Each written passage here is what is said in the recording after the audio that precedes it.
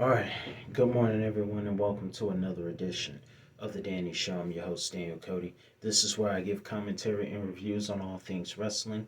And thank you guys so much for your views over the past couple of videos that I did from Eddie's, my top 10 favorite Eddie Guerrero matches for his birthday earlier this week, and also for the views of a Friday Night SmackDown this past Friday night. Thank you for your views on that as well, and your likes is well appreciated. But today, I'm going to do something special. As usual, I have a thing here where I like to give an on this day review. And on this very day, and on this very date, 22 years ago to be exact, was an event called No Mercy 1999 in Cleveland, Ohio. And what an event it was. A real good event. Really good. It One of the things we saw was the fabulous Moolah winning the WWE Women's Championship from Ivory, and also a lot of history going into this next match that I want to talk about.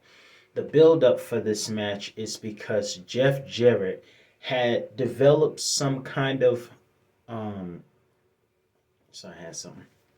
Jeff Jarrett had developed some kind of, I hope I can pronounce this correctly, Riona habit. And with all due respect, I am not a Riona fan. That's just not cool.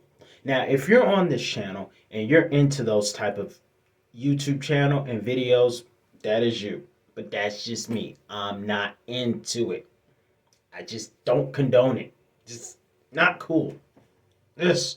But either way, Jeff Jarrett had developed some kind of Riona habit at the time, which is defined as guys who just get a rush off of just being physically aggressive towards women. It's like 50 Shades of Stupid. But either way, no offense if you're that a fan of that stuff. I don't mean to offend you. But either way, Jeff Jarrett had become a real heel at the time for abusing women, especially the elderly female legends, Mae Young, who has a challenge named after her, and Fabulous Moolah. Just not good. Just uncool. China stepped up and had enough of it. And she, as I reviewed Unforgiven last month, she almost won the championship, but plot twist, roles were reversed because referees caught something and China was considered cheating when Deborah hit Jeff over the head with a guitar. This match would be no DQ and it would be a good housekeeping match. And boy, did China whip Double J's butt. Ain't that great? But either way, the King of the Mountain, as he was known in TNA, was the King of the Mountain getting his butt kicked. I mean, we saw everything. We saw him getting hit with flour, brooms, iron pans, and stuff like that. China literally dominated that match. But it wasn't until she accidentally missed the elbow drop onto the table where Jeff Jarrett was able to take some kind of control. And I will say this, The Rock had to be upset. And I'm going to tell you why. Because during that match, China was able to smash Jeff Jarrett's face with pans of pie. And the reason I know for a fact that that had to make The Rock mad is because The Rock loves pie. And I know he's in the back thinking to himself, why in the blue heck are you guys wasting pie? The Rock loves pie. But either way, Jeff Jarrett got hit with pies and frying pans and things of that nature. And there was an attempt to pedigree Jeff Jarrett onto a cake, which went wrong. But still, due to some, I will say this though before I go any further, y'all wasted some good food. That's some good food. I like yellow cake with certain types of icing, but y'all wasting good food. I'm gonna tell you that right now. Yeah, first y'all waste pie, then you waste cake, That's good food, y'all. I just want y'all to know that that's good food. That's stuff somebody can be eating. Now, I mean, people wish they could have cake, but either way, there was a part in the match, and Miss Kitty got hers also. It was funny getting splashed in the face with cake mix and eggs. You had to crack a few shells, like JR said, but that was hilarious. Um, there was a part where Jeff Jarrett thought he won the match using the Intercontinental Belt, but Theodore Long, who was at the time a referee, reversed the decision, just like Unforgiven, which I did a review on. And this time, China was able to smash, in the words of Roman, and I don't really care for that word much, him over the head. Let's say she hit him over the head with a guitar for the victory. 1, 2, 3. China becomes the first woman to hold the Intercontinental Championship. And while we have the women's evolution going on in this era and in the second half of the last decade, that was a big opening to a lot of doors. What China did, God rest her soul. Moving on, great 6 minute, and it's ironic, I am 6 minutes and 25 seconds into this video. This match between The Rock and British Bulldog was an amazing 6 minute and 20-second match. In fact, I believe just that Goldberg coming up on Super Showdown against Bobby Lashley, that's going to be a good less than 7 minutes match itself if Goldberg doesn't have an injury again accidentally. But that was a great match. It was pretty. I felt bad for British Bulldog in Atlanta in the Georgia Dome, my old hometown, when he got rock bottom into dog stuff, British Bulldog stuff. Just yuck. But either way, this match was great. We saw the best of both worlds. We saw um, the Bulldog Slam, the Pump Handle Slam, the move that Braun Strowman likes to use now, and we saw The Rock use his best with the Rock Bottom and the People's Elbow. Great match in less than 6 minutes and 20 seconds. That match was pretty good to me. Moving on, this one here, man, speaking of history, this one right here was awesome. The Hardy Boys versus Edge and Christian for the first time and the first ever tag team ladder match. Oh my goodness, this match to me was excellent. And and the excellence of this match was really comforting because listening to Jerry Lawler, with all due respect, on commentary was just like, ugh. I mean, first off, Jerry, can we first start off with the fact that why wasn't Jerry rooting for China? We all know Jerry Law is a womanizer, but for some reason he wasn't rooting for China that day. I don't get that. And then he said later on, I knew China was going to win. Fickle.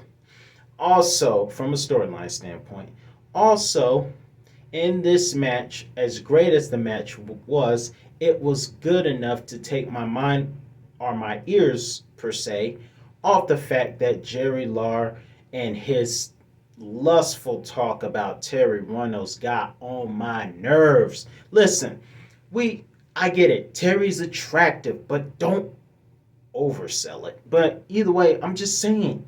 I mean, I get it. She's attractive. I mean, I like Kayla, but I don't go around saying, "Oh my gosh, JR, it's Kayla. Oh my gosh, it's Selena Vega, JR. Oh gosh." Just calm down, Jerry. Jesus. And when he spelled out, when the match first started, he spelled out Terry Invitational Tournament and spelt it the wrong way. Now, that's definitely not PG, R-Truth. But that just shut up, Jerry. I know you like the ladies, but Jesus, you need some oil. Hey, Joy Filet, if you're watching this, pray for Jerry. He really needs oil. I noticed that one of my latest subscribers is a bit religious, so please pray for Jerry.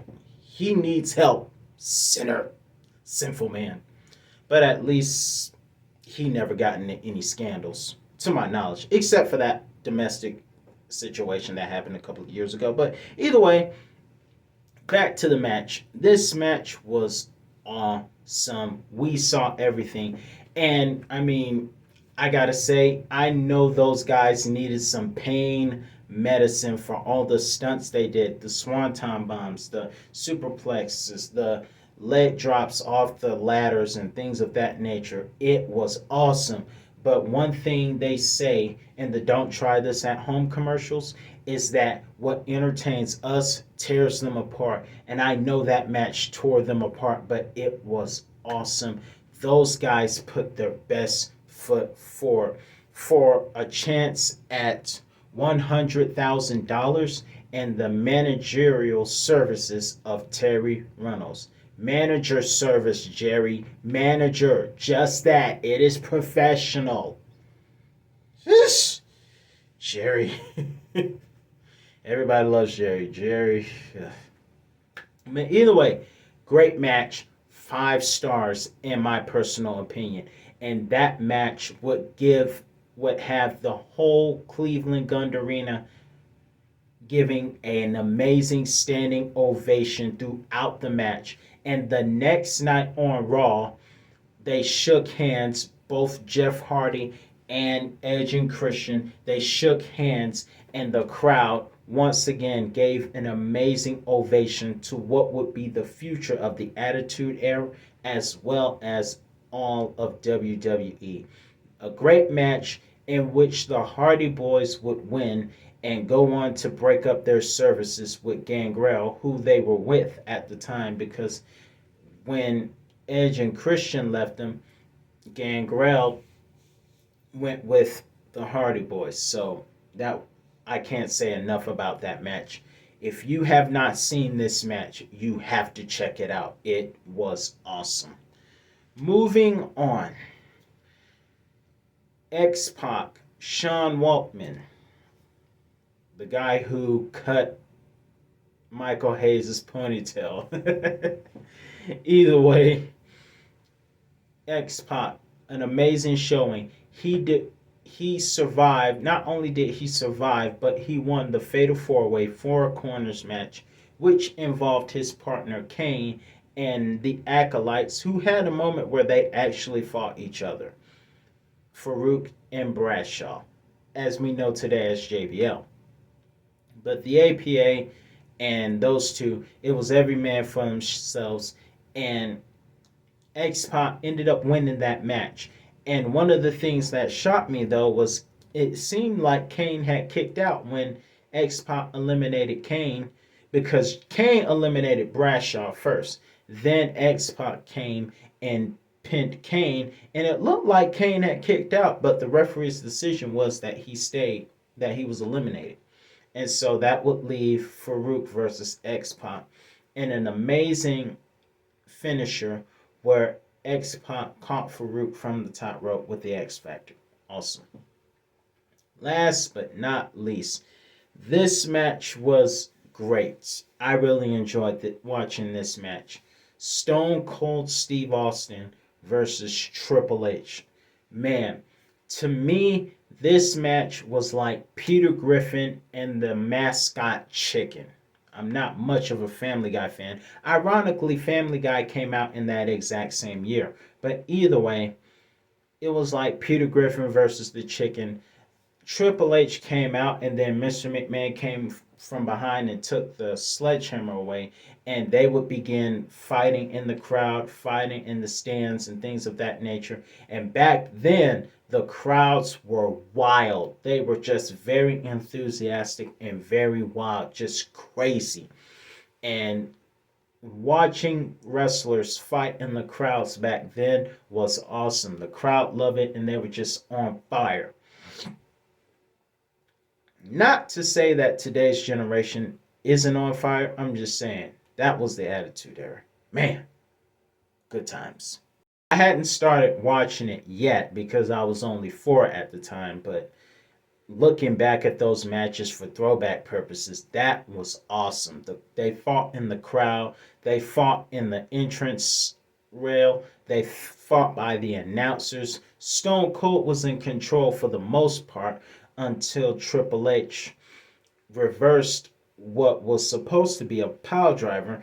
And how did Mike Chioda not know to get out the way? You see he about to fall on you, move. And so Mike gets knocked out the first time. Then he gets knocked out again by an Irish whip gone wrong and falls on the ramp. So, first of all, the stunner, no referee. Pedigree, no referee until later because Mike Chioda got knocked out. So, Earl Hebner, who is Triple H's greatest enemy, had to come and do the count. And Lord knows Triple H and referee Earl Hebner can't stand each other. But either way, it still continued to be an amazing match. Triple H took control for a little bit, worked on the leg of Austin, that leg that he injured at SummerSlam. Speaking of which, that was an awesome video package leading up to that match, including the part where they played that special song from WWF's Music Album Edition with H Block. Oh, heck yes, that is an awesome song. So, back to the match at hand. Great match. The things would get real interesting, however, when Stone Cold bashed him, Triple H, with a chair over the head and then started hitting him in the leg. I said bash and not smash. That's our new word because I'm not much for that. The smash word doesn't sound right to me. So let's say bash. And for Roman, we'll just say wreck. But either way, back to the Attitude Era, back to the original days. It was a great match, and Stone Cold got revenge by hitting Triple H in the legs, getting revenge for SummerSlam. But I think Triple H would take a little control later on. The Rock would come out and try to exact revenge for Triple H's attack earlier that night. However, he ended up hitting Stone Cold accidentally, and The Rock got pedigreed. And because Stone Cold was hit accidentally with the sledgehammer, which was intended for Triple H went for the 1, 2, 3. Stone Cold wins. But to make matters more interesting, it did not stop there because Stone Cold would end up fighting with Triple H some more into the parking lot where Chyna, who won the championship earlier, an IC title, would help Triple H escape. So, that was a great match. Looking back, that was very historic. No Mercy 1999 will live in one of the pay-per-views as a very interesting and memorable night, especially with Chyna, God rest her soul, winning the IC title and the historic ladder match, which would pave the way for much more great ladder matches and a great triple threat rivalry between those two tag teams, Edge, Christian, and the Hardy Boys, and the upcoming Dudley Boys. But we'll get into that another time. That's all the time I've got for you today, and I'll see you another time with another review. Peace out.